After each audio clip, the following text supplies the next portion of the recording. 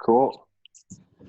And we are now recording. Okay, so this is Talking Palettes. I am Dan Crosier. I am the host with the least.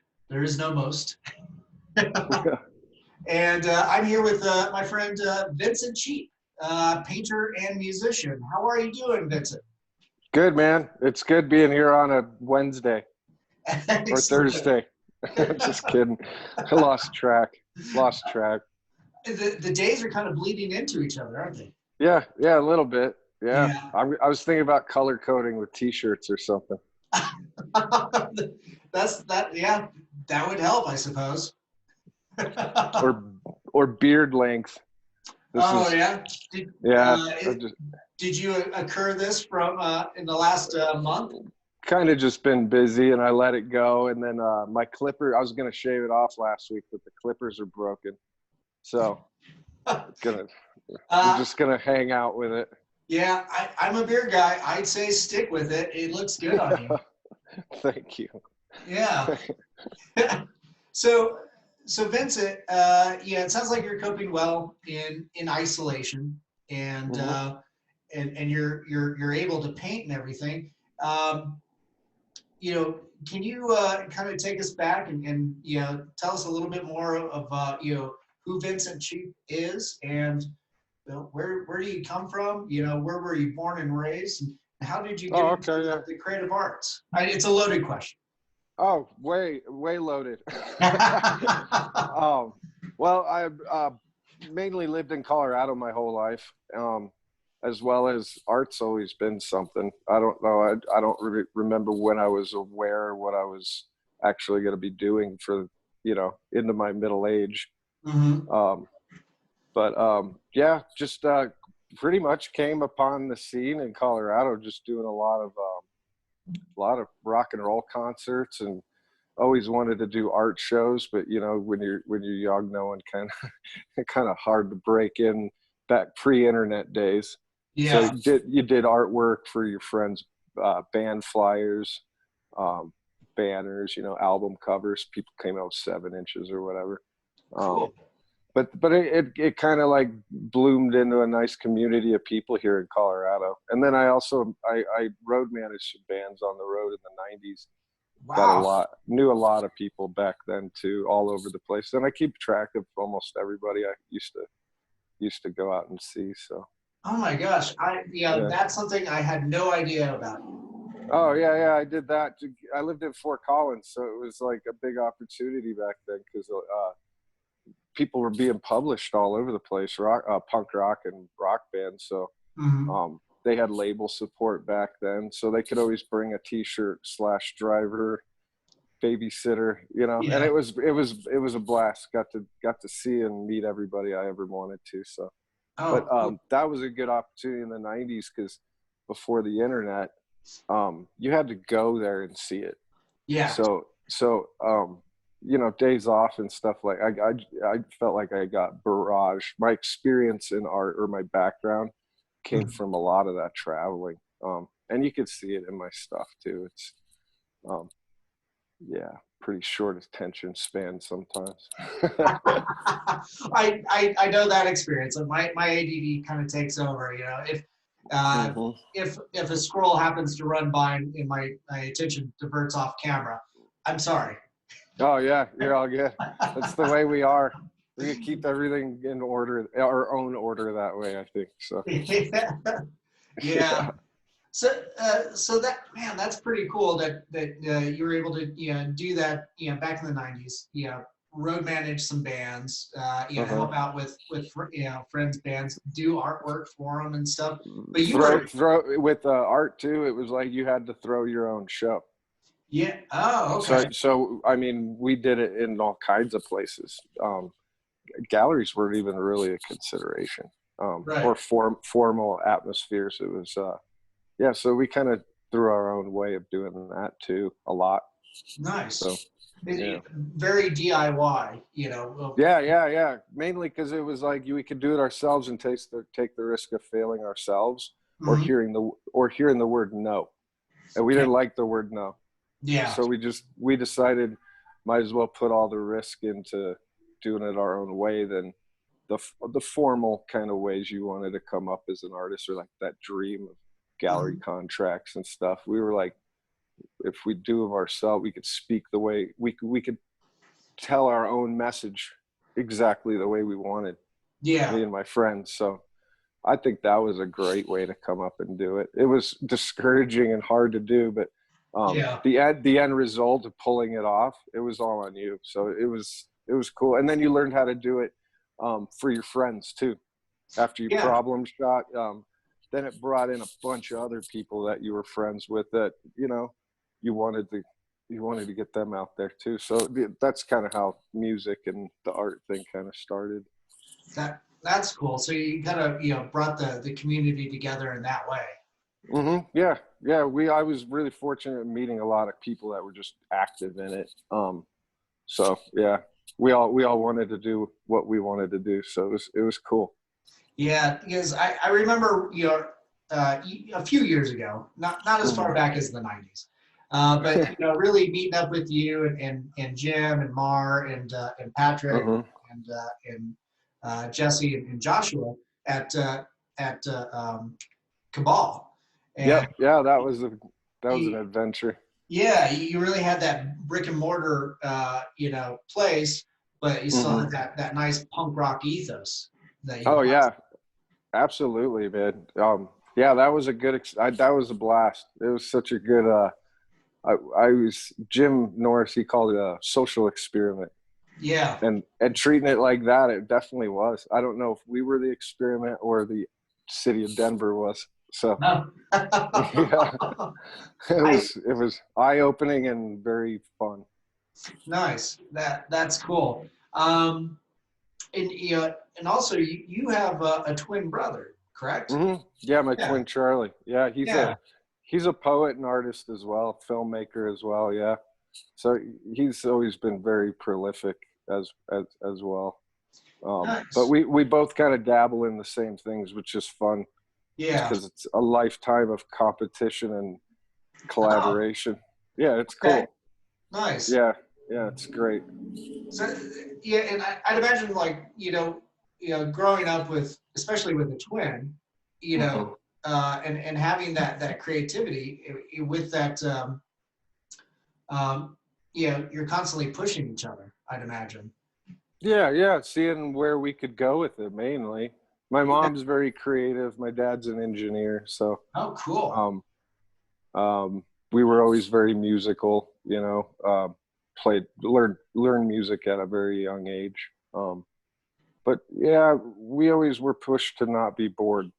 Okay. Because when you're bored, that means there's chores, there's stuff to do. when you're younger. But I think it was a good thing for my parents to nurture for sure. Nice. You know, but it was at our pace kind of parenting. It was cool. Okay.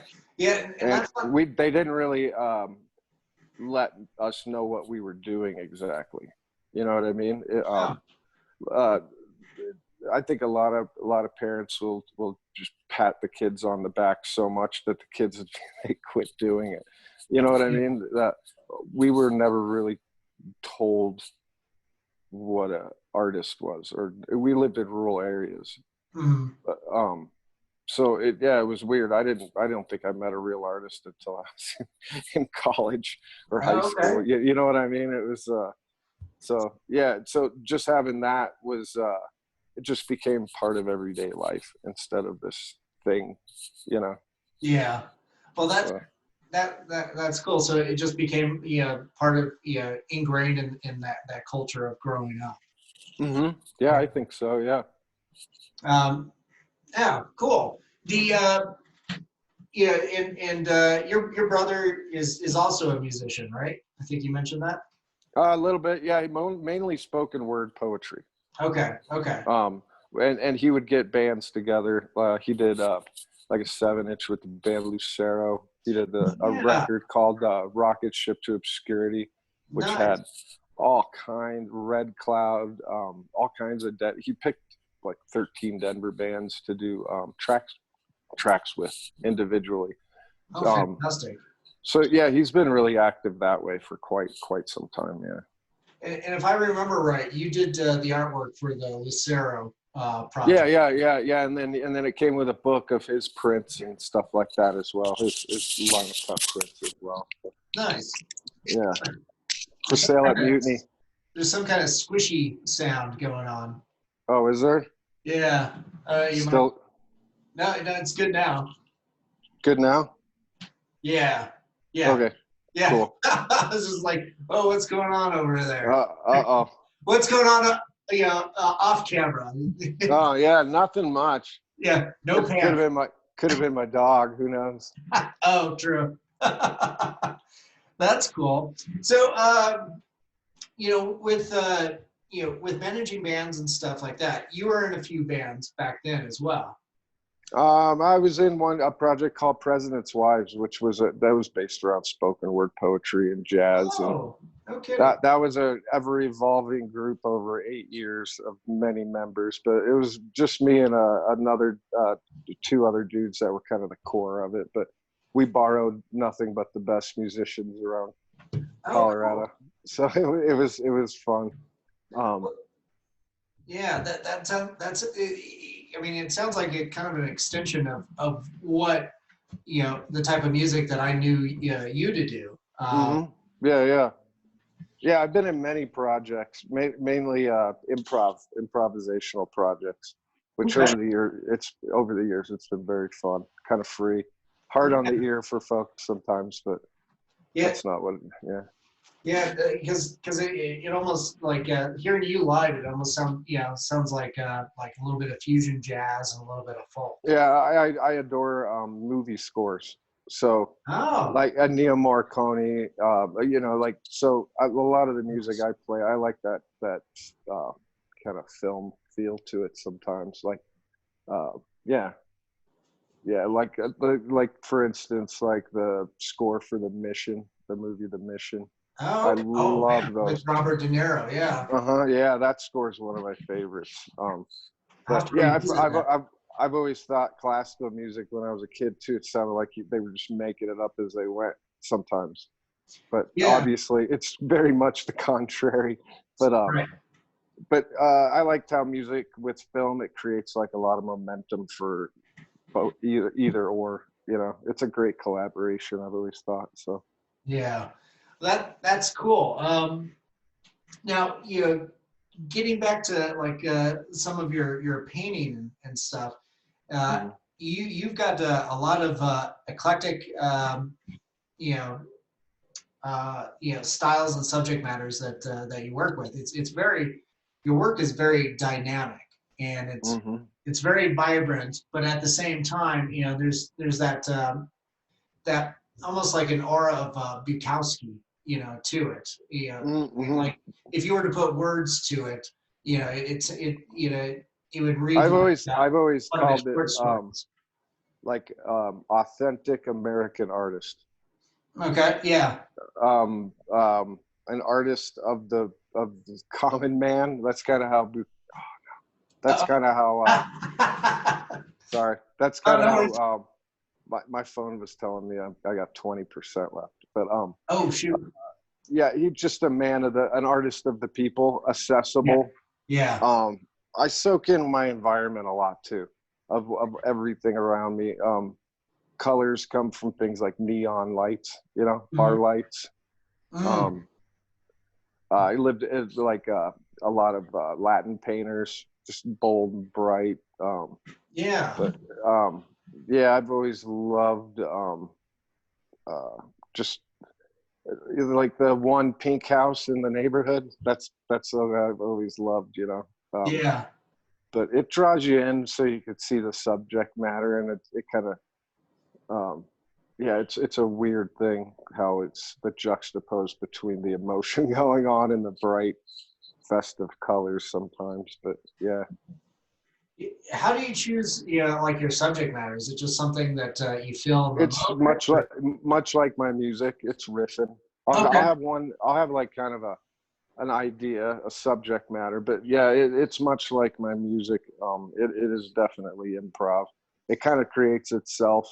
once I build upon images, but and build layers, many layers.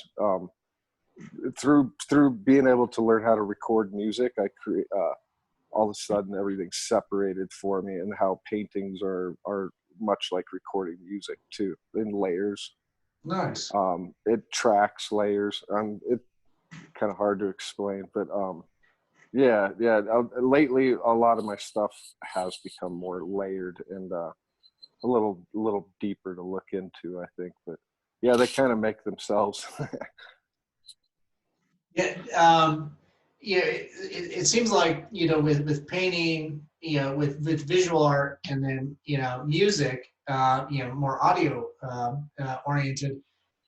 I mean, both require finding rhythms and beats, Hmm. stuff like that. Hmm. To some extent, it could almost be interchangeable, or one informs the other. Hmm. Um, when you're painting, I'd imagine you're probably always got music going. Um, Actually, I adore listening to music, yeah. or excuse me, movies. Oh, I really? listen to a lot, Because tons of of the scores. historical documentaries. Oh, Um, Music can throw me off a little bit, oh, no kidding. especially lyrically. Mhm. I think just I like just information soaking me, and it eventually comes out in the work. But yeah, it's weird. I noticed that a couple of years ago. I'm like, I don't really listen to music much. I like historical documentaries. I don't know, or Yeah. I don't like listening to the news nowadays. I used No, to, no, but now it's just a bunch of, I can go argue with people on the street if I want to, or right. listen to people fighting out in traffic. It, Um, it's but noise. yeah. It's not for me, man. They're not Yeah, talking about me, so I don't want to be. I don't want to watch. It's not news to me, you know. right. So There's no information really to be gathered a lot of the times. nah. And I yeah, it's kind of weird. Or I love painting in silence. It's Mm, very weird. And when I do listen to music, I like listening to score stuff, or a lot of jazz. wow, Um, that's great. I like listening to Miles, like his slower Yep. stuff.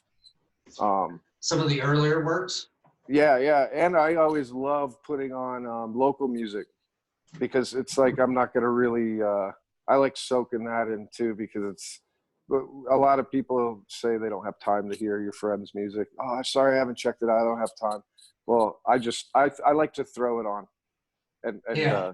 yeah, just kind of soak it in, and that's the way I'm able to appreciate it. So I guess a lot of my friends' bands end up in these things too. So That's pretty cool. I think that certainly says something about your friends and community when their works become the go-to. mm-hmm. Oh yeah, absolutely. Yeah, like I said, I like more local bands and people I'm friends with, more than bands that are out there playing. Like the more famous or lucrative bands. Yeah. They're not very special to me, like the ones that I know.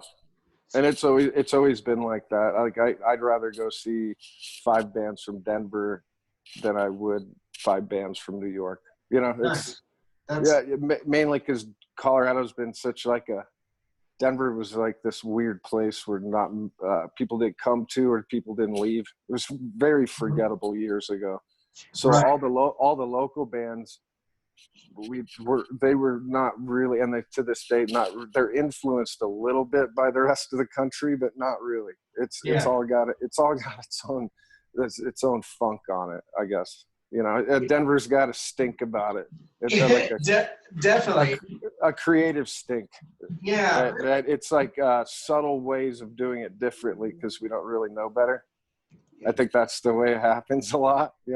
It's kind of like that idea of like taking a GI Joe toy and assembling it the way you think it is without following the Hmm. instructions. Yeah, And, exactly. and if you get extra parts left over, you won. Right. Yeah, I know. Exactly. No, I totally get that. Like, some of the more prominent bands that I think of, when I think of like that Denver sound, or Hmm. I guess I think that might be more imposed, like how the rest of the nation thinks of the Denver sound. So you got like Right. Slim Cessna, and then you've got Devotchka, those type of bands. But Hmm. at the same time, I was just listening to King Rat on the drive Oh home, yeah. and even like, Great records. yeah, even like Dressy Bessie, Hmm. stuff like that. There's every now and then Little Fyodor pops up too. Oh yeah. I got that thing on permanent shuffle. Yeah, I didn't know until years ago that Dressy Bessie had such a huge following. They are yeah, they have a prolific fan base, and I didn't know. I've always seen them and have really enjoyed their music because their shows are a blast. But yeah, they're fun. yeah, once you start traveling around, you're like, hold on a sec. People are asking me about Dressy, and I didn't realize that. I knew they'd been around for so long, but Yeah, yeah, they have. It's crazy how many places you can go in this world, and people are gonna know who Dressy Bessie is. It's awesome. yeah, that's really cool. The like about that same time that they became prominent in the late '90s, I think. Hmm. You had like there's another Denver-based band like Apples and Stereo. Oh yeah, they were great. Yeah, Yeah, they did exceptional albums. yeah. Um, I and just love that really that positive pop sound. hmm You yeah, yeah, really don't get they were a bright light in a bunch of like really depressed, murky rock and roll. that. And Right. and one of the bands that was always associated them, and I don't know if you see this, of Montreal. Yeah, That is such a cool live show. nice. Um, I've seen them in snowstorms and on a clear day, and What? they play the exact same set. It's Oh, it's. I've always said that Of Montreal was Flaming Lips before they started doing all the set and the huge stage show. yeah. Of Montreal did some wild stuff years ago. So Okay, yeah, cool. it's kind of weird how looking outside in what people know of here, our community. You know what I mean? Yeah, It's yeah. pretty crazy. And when people say we have a national spotlight on us, it still feels weird to hear that because I'm like, well, I don't know. Like I imagine we Yeah. do because there are successful people all the time in and out of Denver, but it's still just weird to me. It feels like home, so it doesn't seem like this real sought after place in a way. That's how it's always Right. seemed to me. Right. I think to think about it that way, you really have to put it, take a step back or step outside of Denver to really get that perception. But since we're Hmm. immersed in it, and it's um, You don't other realize, yeah. than the traffic and the rent costs going up, because of all the people moving here for for all kinds of different reasons now. Hmm. It's it still feels like home. It feels like that comfortable blanket that you curl up to at night to watch your Godzilla films too. Oh yeah, yeah, yeah. I always feel like in Denver, not many artists step on each other, which is great. Not Yeah, very many musicians will step on each other, which yeah, I've always liked. yeah, I've always thought that was cool. Where yeah, you'll see all kinds of people at all kinds of different shows. Like it's that kind of scene. yeah. It does seem like visual artists and musicians, you know, Hmm. yeah, in those communities are very incredibly supportive of each other, and they know each other, Hmm. and then vice versa when they cross pollinate, they seem very supportive. Um, Absolutely, yeah. yeah, yeah. Vinny, I remember, or I'm sorry, Vincent. No, it's not that formal. um, I remember you were working. You were when I was hanging out with you at like Three Kings, and we would do Hmm. shows there. Um, Hmm. you were working with Jesse and Mike Olson. on a film project. And that was years ago. Hot Lead Hard Fury. Yeah, yeah. It's on Amazon. You could check it out on Oh, Amazon now. Yeah. fantastic. Yeah, I've got it on DVD. It is so much fun.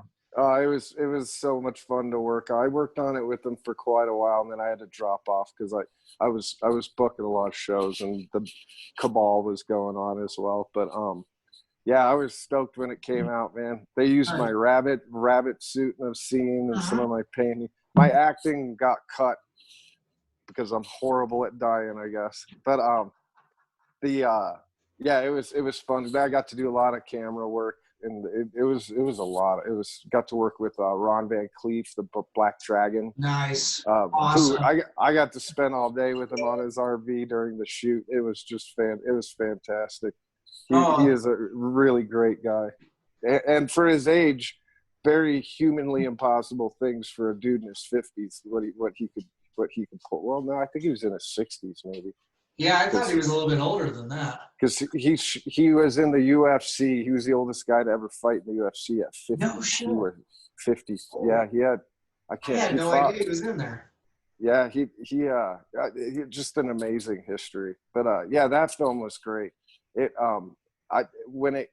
premiere was great. It felt like a load came off the shoulders of everyone because it was unconventional too because we were using real film. So developing film, funding changes. So it took a long time. It was a very ambitious project for Mike and Jesse, and they pulled it off, man. It's a lot of people have seen it now, so it's great. That's cool. Yeah, I think they were using, was it 16 millimeter? Because it wasn't 35. Yeah, no, I think it was 16. Yeah. Yeah. Whatever. It started one way, and then they couldn't get that anymore for a while. They had to go another way. So, yeah.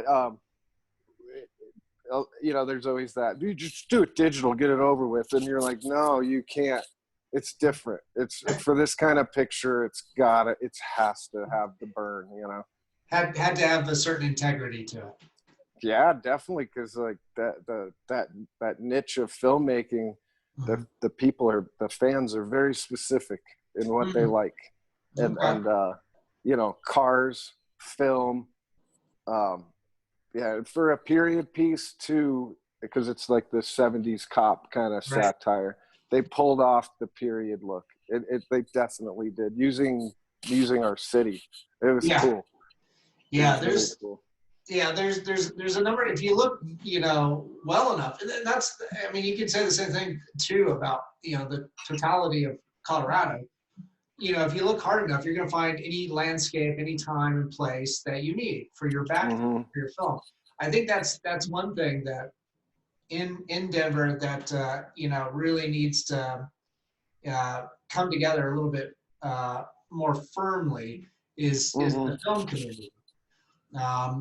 It did start really. Wellington Webb's daughter, I believe, she had a film commission going. People were starting to shoot some things, so that infrastructure was being set up, and it kind of just fell apart. It didn't go very far. Although a lot of people like shooting movies in Colorado and Utah and New Mexico now. There's a huge amount of stuff going down in New Mexico. But it was fun work. I learned that film is much different from painting. Man, it takes forever. Yeah, it's a slow beast. I completely respect the. Sorry. No worries. I got 10% left. I forgot to charge before this. But do you need to go plug it in, or Yeah. Here, I got it right here. Okay. The audio might change a little bit. Oh, okay. If it plugs in. Oh, there we go. Can you hear me? Yeah. Okay. Cool. Yeah. Is that good? Yeah, you haven't lost audio quality. Okay. Cool. Yeah. Cool. Sorry about that. Technicalities. Oh, no worries. No worries. Every now and then, my phone, I forget about that stupid thing too. Oh yeah. And then it just dies. So we were talking just before we started recording, and before this whole coronavirus thing really set in. Uh-huh. You did a gallery show at Talk Gallery. Can Talk you, gallery, yep. yeah, can you tell us a little bit about that It was experience? fantastic. It was really great. Hadn't done a solo show in quite a while. Oh, no kidding. But luckily I'd been gearing up for a whole big project anyway, which it worked out. The timing worked out great. But yeah, I hung about 54 or so pieces, I believe. Wow. It took a lot of work, but I got it done, and it paid off very well. The show was great. The artist that was prior month than the one I showed was Jack Jensen. Oh, So nice. his show was fantastic too. Jacks are always great. So I got to kind of see how the gallery works a month ahead of my opening, Okay. and being able to see one of my favorite artists show. Yeah. But yeah, it went great. The Gordon and Jesse over there, great support. Um, Nice. and that space is definitely, you got to check it out. It's very boutique style. Actually, they could set it up however you want. Okay. I tried to do from floor to ceiling. Oh, cool. Yeah. But yeah, it was a great place to show. A whole different audience than I usually have. I met a lot of new people too, so it paid off in knowledge for sure. It was great. That's cool. I How is, also was showing at the Bit Factory that month too, oh, geez, you are busy. over on Santa Fe, the Bit Factory. Uh-huh. I was in a show that Bill, the owner, does every year called the No Show, and it's like the zone, like January-ish kind of zone where there's really no shows going on, and Uh-huh. it's Yeah. friends, family, people from the rest of the calendar of shows, and that's every year. That's always a blast too. So Oh, that's cool. Yeah. How is it that you were able to knock out 50 some? Are these brand new paintings or these? for the most Holy part, shit. it's all about process. I've been learning this process because I do like to crank them out like crazy. Yeah. Um, but I had to figure out a quicker way to do my ideas before they get staled out in my head. That Okay. was the basic outline of my work. Um, but yeah, I was, waking up at 5 a.m, working till I had to go to work, get home, eat dinner, work again. It taught me a lot of discipline and what I'm kind of capable of. And the deeper I got into it, the less stressful, that deadline kind of thing. It was Yeah. arbitrary by the time I got about middle way through. But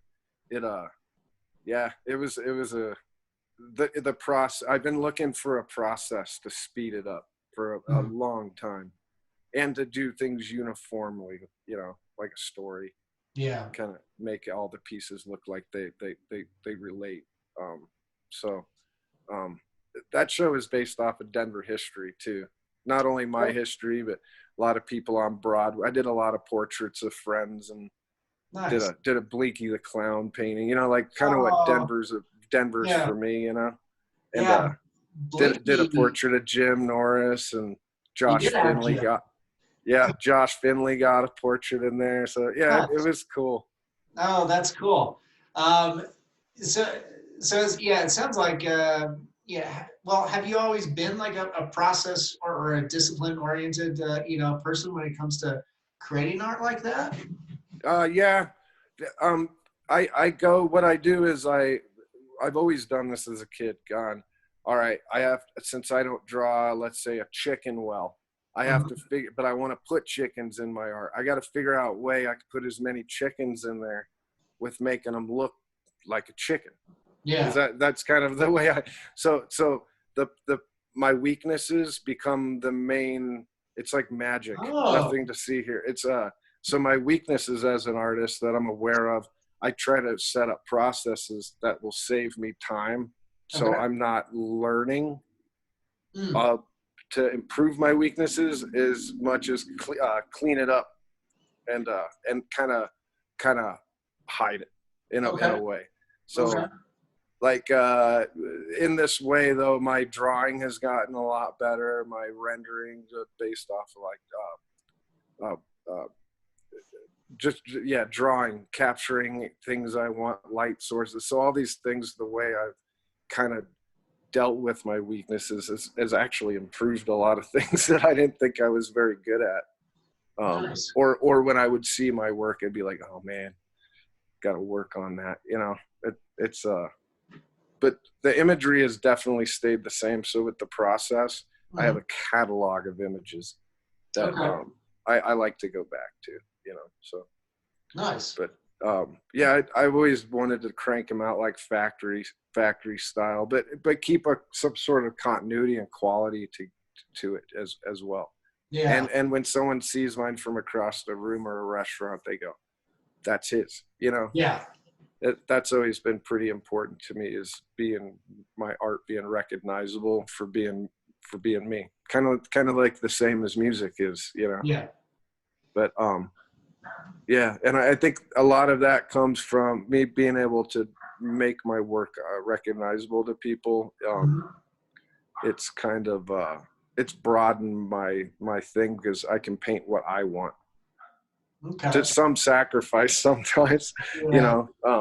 You don't get every room you want by painting exactly what you want. But I've been pretty fortunate, and I've been able to not really have to filter myself to get a gig. You know how that goes? Yeah. Kind of skew yourself to somebody else's flavor. Yeah, and now with this process I worked on for that show at Talk Gallery, it kind of taught me, is like, if I need to throw a filter in there or do commissions or do commercial work for people, that process allows me a whole lot of latitude to have to put those brakes on or the filters on, you know, without learning have to do a whole new thing where maybe my style would be missing. Right. But yeah, it taught me a whole lot for sure. Oh, that's cool.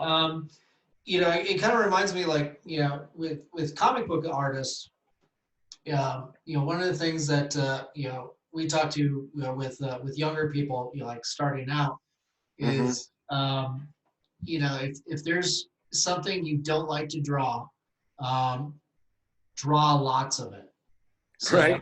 you know, so usually it's interesting, because it usually starts out with hands, feet, Or a chair. A chair is a tough one too. right? Drawing a chair. Architecture. Yeah. You know, and then the automobile. You know, a car. That's you know, because those things are, you know, either too complex or incredibly boring. And, you know, sometimes it's a little bit of both. It just depends on the individual. But at the same time, there's a number of comic book artists that are incredibly popular that still haven't learned how to draw hands or feet. Hands are tough, man. Hands are definitely that was always when I sit and draw with tattoo artists. Yeah. Half their book would be hands. Oh, because you nice. don't want them looking like lobster people. You know right, what I mean? Right. And yeah, I think hands are very expressive. You can have like a painting of someone with a complete mono look on their face, you know.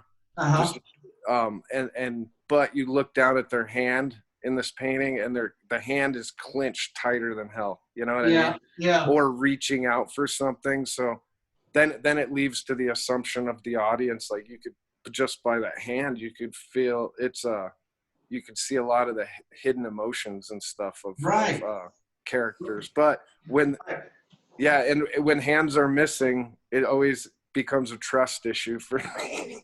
Like, where's that guy's hand, man? You know, like, show me your hands. Right. So I think hands are really important in a lot, and developing over the years, it's a trip, because I have to practice it. I just don't, I don't just draw a hand after not drawing one for months, you know. I literally got to do it every day if I want to kind of pull it off. So. Right. It's definitely something good to keep in practice, and to that too, like the hand is, you know, essentially like your second face. It's that second gateway. I mean, the eyes are the gateway to the soul, but I'd say, you know, like a close extension of that is also the hands. How do you interact with people? You know, gestures, shaking, greetings. I'm from an Italian Word, family. From an you know. Italian family, so Oh half the yeah, communication is done by yeah, gesture, yeah. and I have to sit on my hands sometimes when I'm talking to people. I knocked many drinks off of tables talking with my hands. Me too. I mean, obviously, look at me. That's all I do is, Yeah. yeah. I'm sure you would be, doing the same thing if you weren't holding that Oh, phone. exactly. It's keeping me in check here. But well, yeah, I well, think you're right. It is. It's like a definite secondary communication. yeah. It's And it yeah, can't be as important as the face. right. I do think it plays into identity. You It's could tell people's age by their hands too. right. Well, And not hard mine. life, hard Mine look life. like they're 70, and I Yeah. swear to God, I'm in my 40s. Well, you could look down at someone's hand and you could be like, works hard, Yeah. doesn't work at all. You Right. could really, you could, you could tell by the way people keep their hands of what kind of so yeah, there's a lot of indications on it. Yeah, the texture, how thin it is too. I mean, there's Mm-hmm. they talk about too about like genetic trauma. There's a better term for it, but Mm-hmm. I wonder too if like if you can't see it in the face, if you can really see it in the extremities of the hands. Some like Mm-hmm. things like tremors and PTSD of what your dad went through, and somehow it exists through you. Mm-hmm. So anyway, but yeah, wow, that hands are fucking fascinating. Yeah, exactly. We just started a whole discussion for the whole world to talk about now. Yeah, yeah. Well, but it's also very topical right now because as a society, we should be practicing social distancing. So, which Yeah. means no interaction with hands to each other. Or our face even. I was Right, at the grocery store today. People are keeping their hands to their side, right, wearing masks. So right. it's weird, like someone who's expressive, like as I am, it's like, I felt like screaming or singing or, like Yeah, something to lighten the mood a little bit. But yeah, that's very, yeah, having to restrict those. You're yeah. right. Yeah, it's Yeah. when you put up that mask, it definitely kind of puts up like a little bit of a fence. I mean, it's Hmm. obviously it's to everybody's benefit, to keep everybody Definitely. healthy. Hmm. Just But contrary to regular life though. yeah, yeah, and then hopefully when we go back to being able to interact with each other, we'll Hmm. appreciate that thing that we missed a little bit Yeah, more. and people wash their hands. Yeah, yeah, a little bit That's more why I considerate. was like, why do we need to be we're reteaching America how to wash their hands? Mhm. What have we been walking around with on our hands? It's Right. gross. Well, Very also odd to to think. cough into our sleeve and, Ah, yeah. not to cough on other people, not to sneeze on other people. Yeah. Uh, Don't touch people you don't know at the bar. right. Right. Yeah, yeah. Don't go back to that bar. You picked up the wrong person that night. Right. Yeah. Oh, and then also, just how to have a conversation. You don't want to spray it. Yeah. Because that's something. It's like it just happens, and has always been for me always kind of like socially forgivable, and it's just Hmm. like now it's just like yeah, probably shouldn't do that either. So maybe the 6 foot thing is not a bad idea for depending on the circles. Right. Yeah. Yeah. So Yeah. I think we're all going to learn a lot for yeah, sure. yeah. So after your gallery show, and that was at the beginning of March. Hmm. Did you go right into self isolating at home, or No, not really. We were all very aware of what was going on. Mhm. Going to work, coming home, but um, through painting this show for like 2 or 3 months, I was just used to coming home and chilling out. Okay, I'd go down to Mutiny. I live close to Mutiny, so I'd go down there and grab a cup of coffee and hang out with the fellas and stuff. But nice. I just started on a whole new project, right? Almost 3 or 4 days after my opening. Oh, So cool. I just started painting again. So I was already kind of geared up with paint and brushes, you know, everything I kind of needed. So when this happened, it was like, you know, kind of, it's very serious and life changing. But in another way, I was just like, wow, no one's ever told me you have to stay home and not leave your house, and Mhm. you got to paint, keep yourself busy. So Yeah, in a way, it was. I got a lot of my life in back in time, and oh, cool. but yeah, it kind of it has its way with you after a while. Sure. I realized how much I do like seeing people and my friends, and how Yeah. much camaraderie there is in my life. Even if people don't see you for months, it's still the same thing. But like, yeah, it's kind of weird. I can't wait to go and enjoy my friends' art and enjoy my friends' music Yeah. again, and or just enjoy the company, conversation. It's gonna Right. be nice. Right. It's the little things I noticed to be very acutely aware of in this time of Mhm. yeah, just um, kind of knowing what you're into, you know, and knowing who you are a little bit more without people's feedback Yeah. constantly. Because yeah, it's but yeah, it's been quite different. But in a way, I've been using it as much as I can for the good. Mhm. So Well, that's that's fantastic that you're able to do that. I know a few people are having issues with it. uh-huh. I saw an article today that some 20-year-old or maybe a teenager like committed suicide over this, and I'm like, wow, what other things were going on in that person's life? Yeah, That's a whole nother story. But I think you and I were talking about earlier before we hit record about how like some artists that are good at isolating or introverting, you know, this is this is maybe a comfort zone to them to some yeah, point. I think so. Yeah, um, I think so too. Because not everybody's a social artist, you know. Not Right. everybody's out there talking about it and sharing it with people all the time.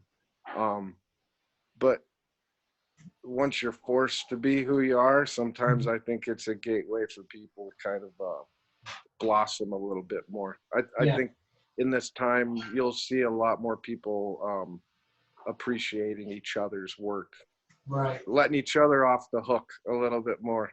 Yeah. Critique time is gonna be a lot more chill.